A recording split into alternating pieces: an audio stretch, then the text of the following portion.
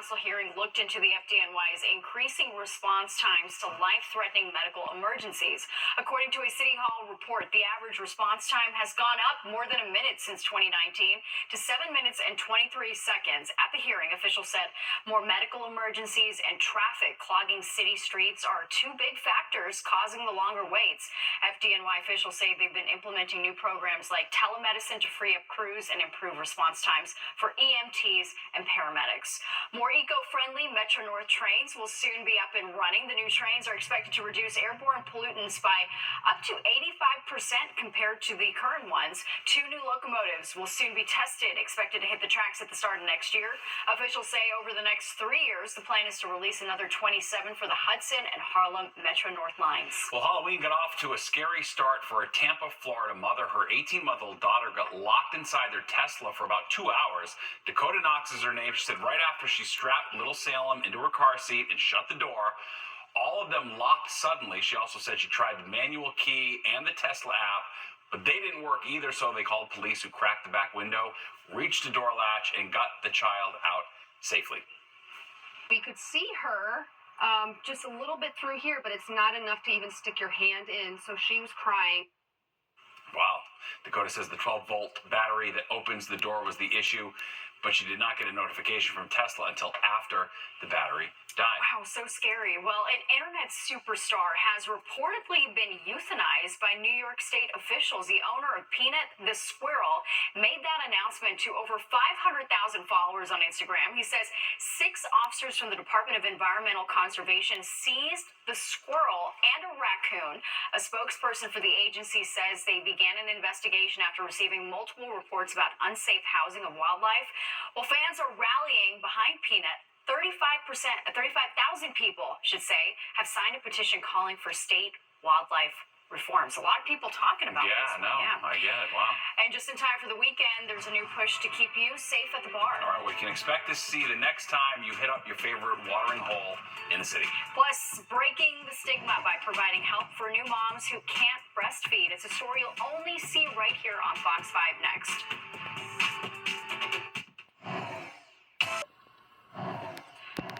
A story that you'll only see right here on Fox 5. A Long Island hospital providing breast milk for new moms who can't breastfeed. All right, Fox 5's Jody Goldberg shows us how the program got started. Stephanie Devine went from carrying to caring for her baby boy Ben overnight. The 32-year-old had what she called the double whammy: preeclampsia or high blood pressure and gestational diabetes. She said doctors had no choice but to bring Ben into the world almost 2 months early. It was, hey, you're going to go to the hospital for those steroid shots. We're going to monitor you. And then, hey, maybe you'll get to go home. No, I was there, and then I went for the C-section. Good job, Ben. The first time mom had her mind set on giving Ben, who only weighed 3 pounds, breast milk. But Stephanie wasn't able to do it on her own right away. Since Ben was premature, her body didn't produce milk as quickly as she would have hoped. They asked me, like, would you want to be given donor milk? I was like, yes, that'd be great. Thanks to a new donor breast milk program at South Shore University Hospital where she delivered, she was able to give Ben a head start. It's just an in-hospital program, and the real goal of it really is to use as a bridge to mom having her own milk come in. It's a partnership between the hospital and the New York Milk Bank. It gives moms like Stephanie with babies in the NICU the option to give their children human breast milk from donors. The milk goes through a pasteurization process, and then it's frozen and sent to us overnight on ice. And then we put it in our freezer straight here. So the plan is to expand the program as early as next year, so moms in the postpartum unit who may not have enough supply can get donor milk to help supplement their production. Having this program takes that pressure off of the mom while still being able to provide the benefits to the baby. Ben, who's 6 weeks old and weighs 6 pounds, drinks Stephanie's breast milk now. She says if she has extra, she too will donate to help other moms like her. And she shares this message. Lean on your supports and know that there is people here to help you throughout the process. Giving new meaning to the saying, it takes a village. Here you go, Ben. In Bayshore, Long Island, Jody Goldberg, Fox 5 News. A new study shows Americans are spending more time at home after the pandemic. The study was published in the Journal of the American Planning Association. It analyzed data from 34,000 Americans. Now, it found people are spending almost an hour more at home. Researchers found improvements in technology are partly due to this change. A New York State trooper shot in the line of duty is home tonight. For there as he's released from the hospital with cheers from his fellow men and women in law enforcement. And it's a warm Friday night, perfect for hanging out with your friends at the neighborhood bar. But if you are worried about safety, some bar owners are banding together to take matters into their own hands.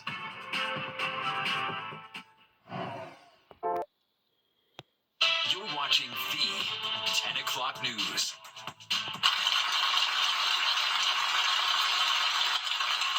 A New York State trooper cheered on by his colleagues and loved ones as he's released from the Long Island hospital after getting shot in the line of duty. He was shot on Wednesday by a driver on the Southern State Parkway. Now, police are still looking for the gunman and are offering a $15,000 reward. Fox 5's Duarte Geraldino is at Nassau University Medical Center with more. New York State troopers lined up outside of Nassau University Hospital to salute 27-year-old Thomas Messia as he was brought out in a wheelchair.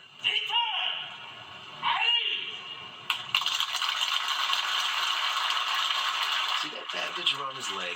It marks the spot where he was shot around 11:45 on Wednesday, right before he made this distress call. Shot fire, I'm hit. On October 30th, Messia was in his patrol car when he noticed what he thought was a stranded motorist on Southern State Parkway around 11:45 p.m. When he pulled over, police say the driver of a black Dodge Charger opened fire, shot Messia in the leg before speeding off. Investigators say the gunman's car had temporary New Jersey license plates, number 997636T. And while we are angry beyond words at what was done to him, we're also extremely grateful that today he is going home. Today, Tom's New York State Police family and the larger law enforcement and public safety community are here to honor him and show support for him and his family.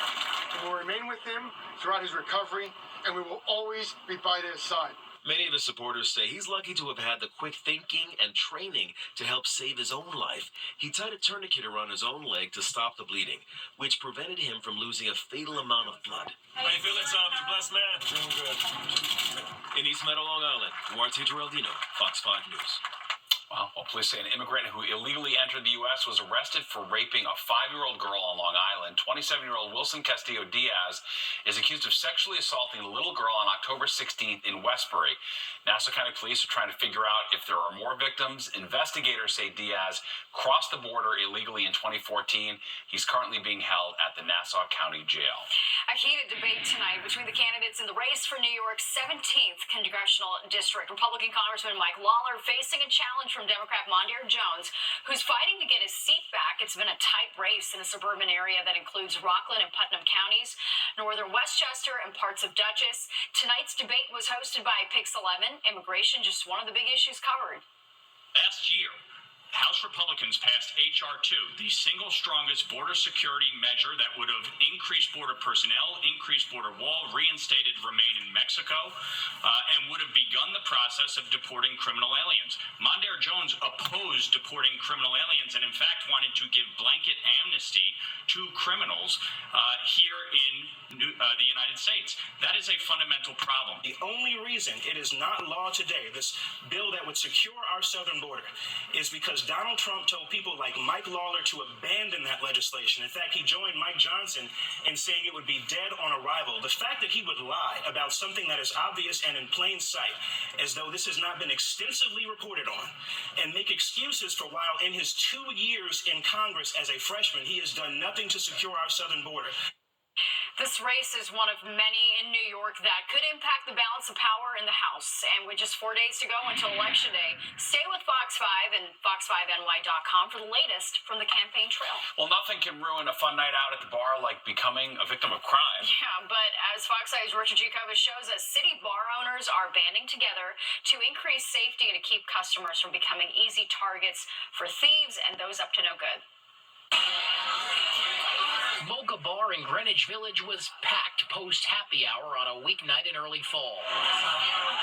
And Mocha co-owner Shintaro Okuda is ensuring that every customer who walks through his doors is safe. The street has not been looking like it's got a little worse for this like a past a while. Okuda has recently started taking phone numbers of every customer following an uptick in crime creeping into the downtown cocktail scene.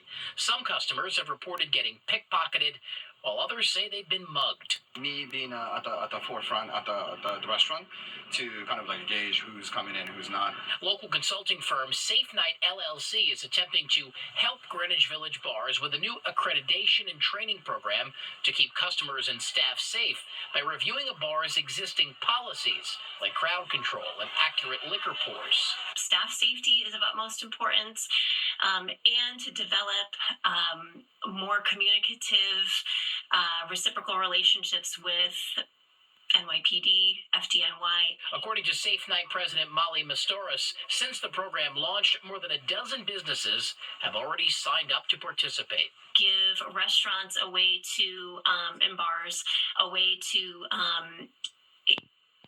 guide their staff to do the right thing if something does happen, to be able to understand what they should and should not do within the lot. I take the headphones out, I walk with a purpose, I know where I'm going, and I don't let people walk too close behind me. According to data from the NYPD, robberies year to year are up 1% citywide, while misdemeanor assaults are up nearly 9%. That's why bar owners here in Greenwich Village are taking matters into their own hands before things get worse. So I can ensure all the customers and the staff can work here safely. In Greenwich Village, Richard Giacobas, Fox 5 News. Well, runners are doing their final stretches and shakeout runs ahead of Sunday's New York City Marathon. Look at you dropping all those authentic marathon So terms. authentic. You must have done one of those before. All right, thousands of runners getting ready to share their inspiring stories, including a woman who just 4 years ago was told she might not ever walk again. And the big question as we head into the weekend, will the weather cooperate for Sunday's marathon? Liv will be back with hopefully some good news. Many of those running the TCS New York City Marathon this weekend, overcoming the odds to get to this point. That's right, Fox 5's Haley Fixler introduces us to one of these runners who never thought she would see the day. 4 years ago, this month, a woman's life changed forever. Diagnosed with a debilitating autoimmune disorder, she was told she might never walk again. Now she's running her third marathon on Sunday, refusing to let anything stop her. Every day of my life, I am in pain. Bedridden and wheelchair-bound, Marion Jones spent months in and out of the ICU and rehabilitation facilities, battling a rare autoimmune disease impacting the central nervous system. Neuromyelitis optica spectrum disorder, learning how to walk again, spending time with a physical therapist and occupational therapist, relearning how to use my motor skills, how to write. She's come a long way since November 2020, but still needs bi-weekly infusions and medications to make it through each day. I had damage to my spine. I had lesions on my spine. Despite her daily pain, Jones will lace up her running shoes to tackle her second New York City Marathon on Sunday. A few weeks ago, she ran the Chicago Marathon with plans to finish marathons across the world. I'm going after the 6 stars, and I want to run all of the world majors. Jones is on a mission to make her mark on the world, raising awareness for the rare disorder that changed her life forever, and to show others anything is possible. I also look at it as a way to just celebrate, this new evolved version of myself, and hopefully be a voice of inspiration for others out there that are struggling, to encourage them to push through. It's one of those things that when you cross the finish line, it just teaches you about the resilient side of yourself. Marion says her only goal is to make it to the finish line. She also tells us she has a confirmed spot in the London Marathon in April. In Central Park, Haley Fixler, Fox 5 News. Very impressive. She's So many stories like amazing. that. Yeah, wow. Well, Election Day is Tuesday, and the presidential candidates are trying to reach as many voters as possible. All right, podcasts are prime platforms with millions of subscribers and listeners. Right for Rhetoric, how the campaigns are tapping into their influence this election cycle. And I know it's only November 1st, but it's already beginning to sound a lot like Christmas. So, is it too early, or are you ready to rock around the Christmas tree?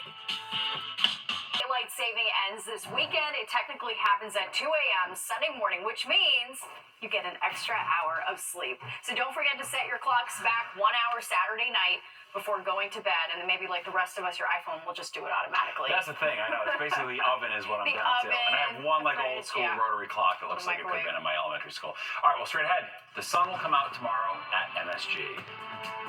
I don't need sunshine now to turn my skies to blue. I don't need anything but you.